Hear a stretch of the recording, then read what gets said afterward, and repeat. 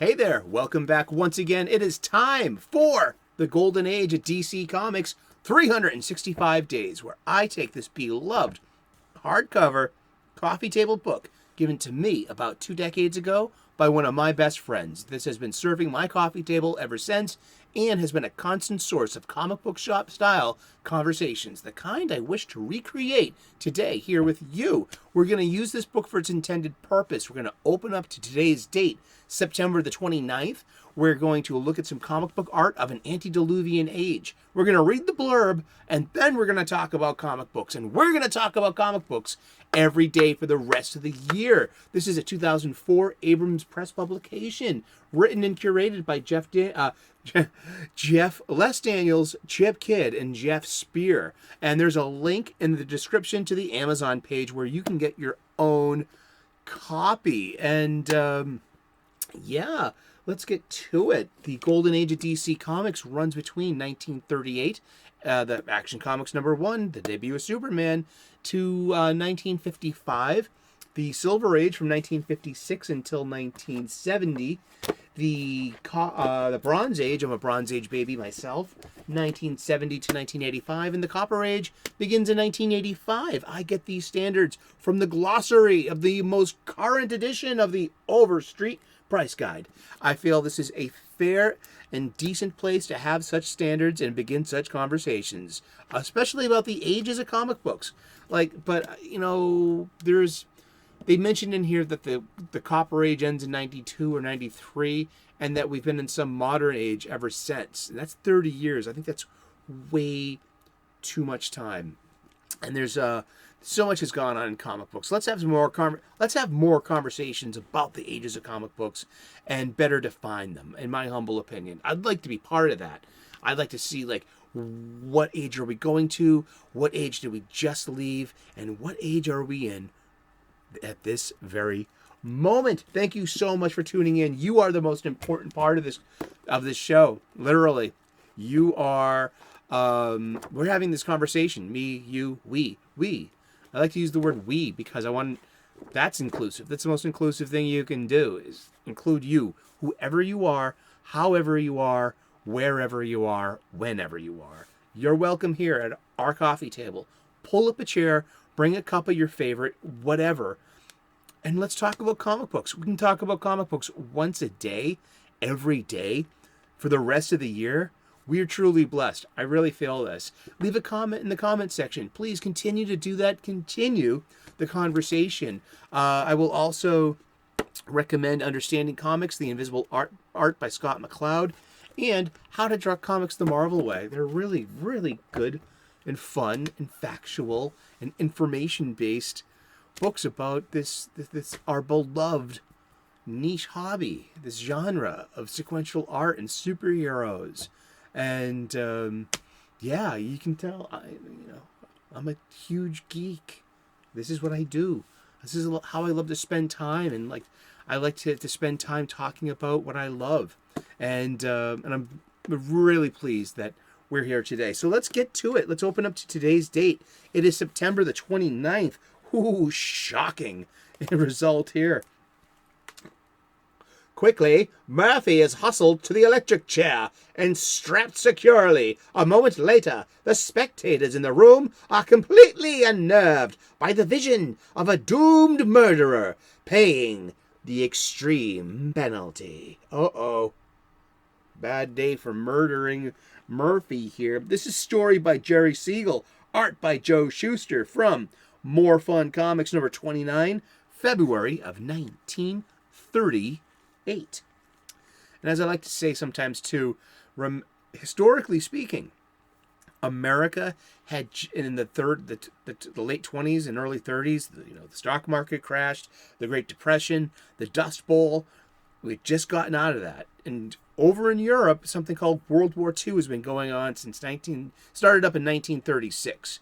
And America was not yet in that fight. And so America was going through its own thing and creating its own, keep on creating its own culture in the early 20th century. And comic books were a huge part of that. and kids had something that they never had before: pocket change.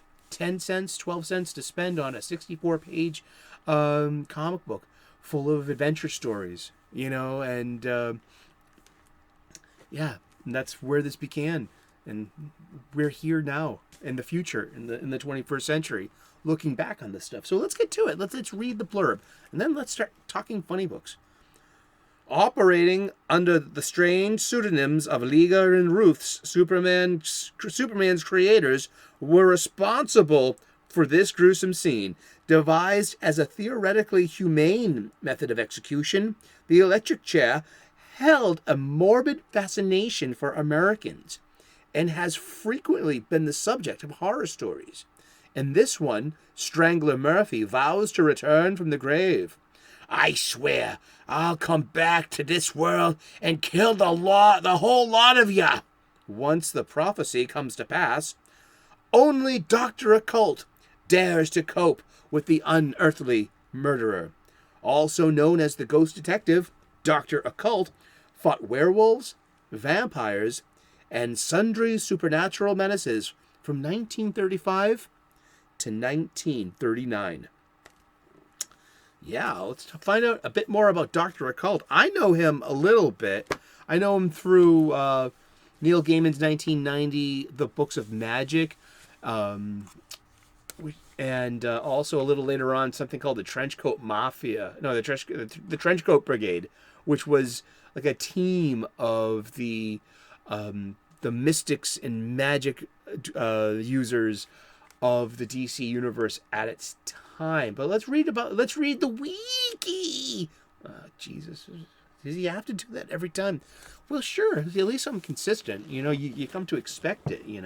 If I don't do it on other shows, I just only do it here. Yeah. Now it's out of my system. He's got the boogie woogie in him, and it's got to come out. That's what John Lee Hooker said in that famous song.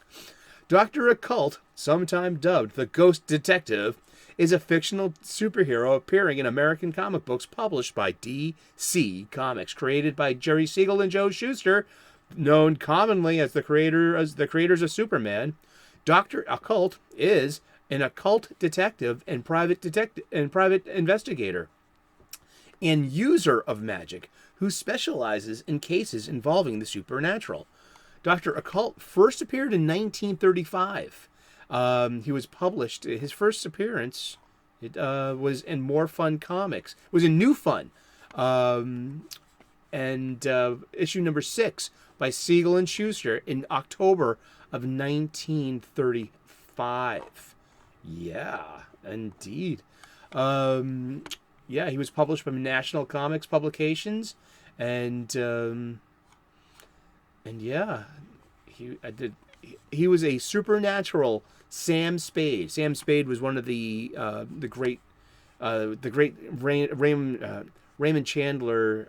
No, he's actually Dashiell Hammett. Sorry, but Raymond Chandler also, like, these gumshoe detectives of the 30s and 40s that they were very famous for. Even Blade Runner is made in that mold of being a futuristic, Chandler or a Dashiell Hammett style of detective, the gumshoe. And so yeah, that Dr. Occult was Dr. Occult made his last Golden Age appearance in More Fun Comics number 32 in 1938. So he wasn't around very much, but I remember him being in the Trenchcoat. Yeah, Trenchcoat Brigade was 1999. That was a Vertigo title. But the Books of Magic, that was really interesting. There's Neil Gaiman, who was at the time writing The Sandman, and that was just that was huge title. We talk about The Sandman as much as we can on this channel because that is one of the big examples of good storytelling, and also it starts way back here in the Golden Age of DC Comics with the original Sandman and its legacy. But yeah, oh gosh, let's look at this art one more time. Comics were a lot more gruesome back then, and yeah, so there was always that thing about the gangster going to the big house and then putting the electric chair and all these, there was always depictions of executions, like whether it was like firing squads, a hangman, like especially in Western comics. I mean, the hangman was considered justice, frontier justice. You know what I mean? Not a lynching, but not like just putting someone on a horse and a noose. It's like literally you build a scaffolding, 13 steps. Yeah, 13, the unlucky number. You give the condemned enough rope, and it just that was considered mercy. Or even the firing squad, just a bullet to the heart. Mercy. But the electric chair quickly, it was not as merciful as one would think. There was also the gas chamber. And they would send you to a gas chamber. Oh gosh, they would have a sealed tank, and they would lock you in. They would strap you into a chair and close the door and seal the hatch, and then release cyanide gas or something like that. And that would pass sentence that way. And then the French over on the other side of the pond, they used the guillotine.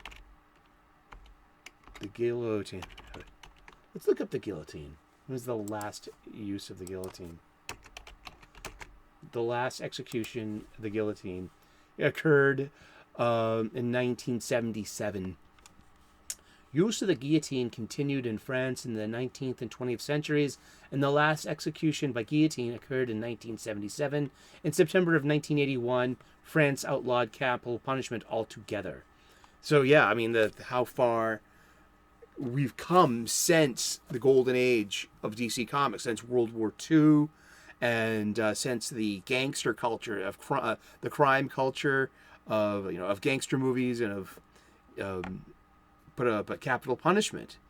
I mean, it's still around, and it's still around in forms, and it's still deserved in some cases. If that's my humble opinion. That's all it is, and.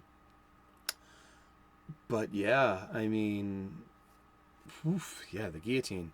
That too, huh? That's been in a lot of comic books I've seen too, and they don't show stuff like that in comic books anymore. Pretty much. I mean, the last time I saw anyone even a firing line in a comic book must have been like an old issue of Sergeant Rock or GI Combat, somewhere depicting a World War II circumstance. And but yeah, comic books used to show like the death chambers, execution methods. When you go to the big house, that's what's going to befall you, huh? So crime doesn't pay, right? I guess it's the consequence of being I wonder how many people Batman won't kill, but but these criminals would die by misadventure of their own calamity in their apprehension.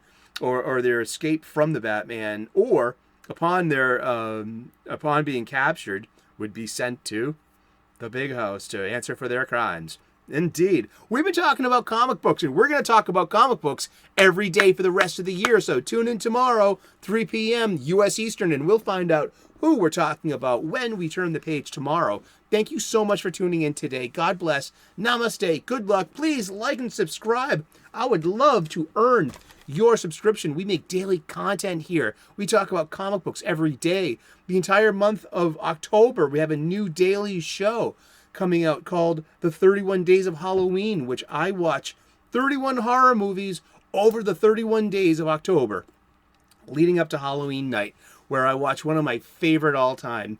That's also culturally relevant to me and Halloween. Thank you so much for tuning in. God bless. Namaste. Good luck, and we will see you again tomorrow. Cheers. Bye-bye.